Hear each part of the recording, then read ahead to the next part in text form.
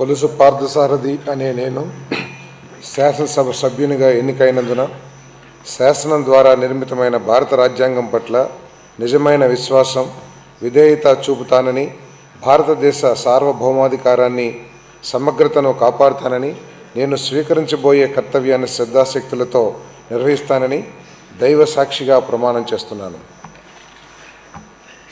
ఆంధ్రప్రదేశ్ శాసనసభ సభ్యుడైన కొలుసు పార్థసారథి అనే నేను సభ నియమాలకు కట్టుబడి ఉంటానని, వాటిని అనుసరిస్తానని, సభ మర్యాదలను పాటిస్తానని, సంప్రదాయాలను గౌరవిస్తానని దైవ సాక్షిగా ప్రమాణం చేస్తున్నాను.